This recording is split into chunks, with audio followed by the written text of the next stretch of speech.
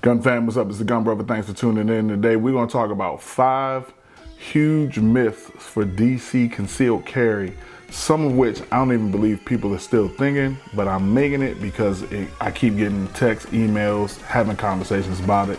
So let's get into it.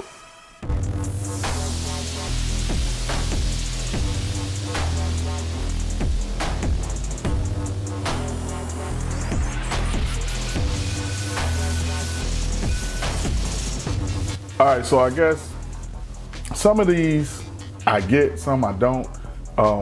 Especially the main thing with DC's concealed carry laws is please go take the class, do everything that you're supposed to do to get your license, and get all your ducks in a row so that you understand what's going on.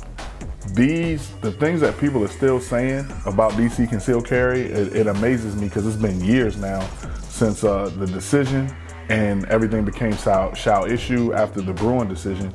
So it's just kind of wild, but I just wanted to cover. So number one, the biggest myth for DC concealed carry is you can't conceal carry in DC. I had this conversation with someone just a couple of months ago at a cigar event, and he was like, yeah, you can't conceal in DC. And I was like, yes, you can. At this point, the Bruin decision is going on 3 years old. It was June of 22, and Maryland and DC pretty much switched over pretty quickly right after the decision was made. They both became shall issue jurisdictions. They both were may issue jurisdictions, and meaning you had to have a suitable reason, credible threat to your life, dispense medicine, carry money, things like that. But they were both may issue jurisdictions. As a matter of fact, DC modeled its issuing after Maryland's. So once the Bruin decision was made, they both went shall issue. So it's been a few years now. Let's let that go, okay? I know what it stems from. It stems from DC being one of the strictest places, and up until Heller, since 1975, people in DC could not own handguns at all. All you could own was a long gun. You could not own a handgun at all if you were not law enforcement. So that stigma for DC is really hanging on. So we got to let that go. Yes, you can own guns. Yes, you can get a concealed carry license in DC. You can also get a non-resident if you don't live in DC. You have to have a permit to carry in DC, and although they do not offer any reciprocity with any other permits, they do offer a non-resident option if you don't live in DC that you can obtain. Myth number 2, you can only carry 20 rounds in DC. That is no longer the case. That was on the books. Again, Heller was involved in this case, I believe, as well. But that was struck down a couple of years ago, where your ammo limits do not exist anymore. However, you still can only carry a 10-round mag. So it doesn't matter how many rounds you carry, but you can only carry a 10-round mag.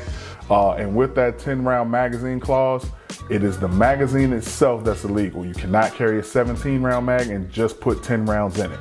17-round mag is illegal itself, so that can get you into trouble in DC. So you do have to have 10-round mags, but the amount of ammo that you carry, if you want to carry 10 10-round mags, you can do so. The former law used to say you could only carry enough ammo to reload the firearm twice, and that amount could not exceed 20 rounds. That is gone. Myth number 3, you can't conceal carry in a restaurant or establishment that sells alcohol to be served and consumed on the premises. DC put out a separate document listing the prohibited places, but it did not spell out one. So one of the way it's written in the prohibited places list, on the list is number 8. And it says, any premises where alcohol is served, sold, and consumed on the premises pursuant to license issued under Title 25 of DC Code. So that's all it says. And it kind of leaves it at that. And that pretty much says, yeah, any restaurant, any place that's alcohol is served and sold and consumed on the premises, that's just about any restaurant above a carryout, for as far as we're concerned, right? So if you go into DC Code, though, it is worded more comprehensively, let's say.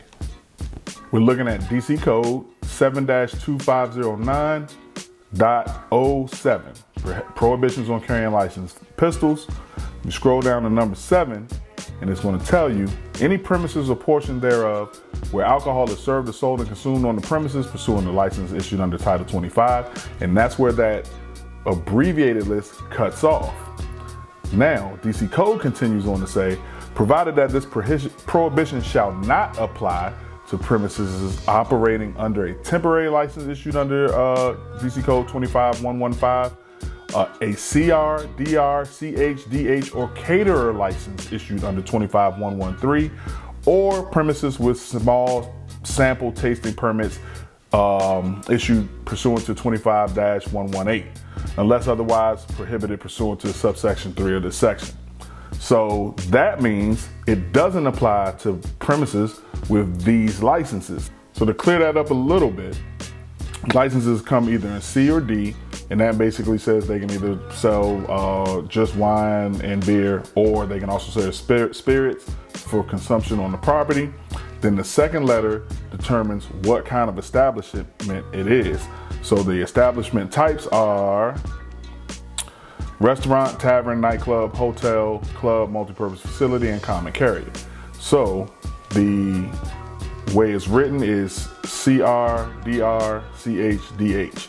So if the establishment carries that is a C or D license for restaurant or hotel, you can carry in that establishment. You cannot carry in a CT, that would be tavern. CN would be nightclub. So it's pretty self-explanatory, because a lot of people also ask me, well, how will I know what license they have? You don't have to go look on the wall or anything. If it's a restaurant, they're going to carry a restaurant license, not a nightclub license. And you can ask, okay? You can ask. So you can carry in restaurants in DC even if they serve alcohol. That is a myth. Myth number 4 to me, I guess, is a personal choice. And that is, a lot of people say this. I was talking to somebody about this online today from an older post, that it's not worth it because of the federal grounds and things like that. And to me, I'm like, well, when was the last time you were just hanging on the mall? Is that what you do all the time? Then yes, you can't carry on the mall. You can't carry near the White House. You can't carry near the Naval Observatory, basically president, vice president, federal grounds, places like that, federal buildings. You can't carry in those places, but that's true for most states. Most states don't let you carry in their state buildings, things like that. And people say, well, DC has so much federal property. And again, that's to say it's not worth it, especially to someone that lives in this area. Even if you don't live in DC, if you live in what's affectionately called the DMV, which is the DC metropolitan area, we cross those lines, DC, Maryland, Virginia, every day, like crossing the street, crossing anything. You know, you can look up and find yourself in DC, 5 minutes later in Virginia, 2 minutes later in Maryland. There's no way that I'm gonna keep taking my firearm on and off, stowing it, doing all of this stuff just because I'm crossing the line into DC where I don't have my permit, because it seems like it's not worth it. That's not true. It's definitely worth it because we cross the lines all the time, and there's plenty of places you can carry. I'm not on the mall all the time. I'm not at the Capitol or at the White House. I drive by it, and that doesn't constitute carrying it on the grounds. So I really think the not worth it myth is just people making excuses or being lazy. I mean, if you don't want to exercise the right, that's cool. I mean, do what you got to do. But to stand there and say, oh, you can't carry here, and you can't carry there, and you can't carry there, I'm not getting it. Yeah, I'm gonna let you do that. I have my Maryland, I have my DC, Virginia honors both, as I'm a non-resident of Virginia. So that covers me for the whole DMV. And I think it's very well worth it. And I've known people to only have one or the other, DC or Maryland, because it's not worth it, cross a line and get into trouble, get pulled over for something. Somehow it's revealed that they have their firearm, but they don't have the license for the other jurisdiction. Luckily, from what I've heard, for the most part, the whatever government or jurisdiction they got caught in basically allowed them some time to get the proper documentation and everything that they needed, since they had the other one. But I wouldn't advise that to be the way for you to decide to get it. So yeah, the not worth it myth, I would throw that out the window. exercise your right, get it, and we'll keep fighting for those things that seem to make it not worth it. And then last but not least, there's confusion over what a restricted bullet in DC is, and part of that is because of the ambiguity of how they list the definition. As you can see on number 2 here on the screen, no person shall possess restricted ammunition defined as blah, blah, blah. That is how they listed it. That's how they wrote it out.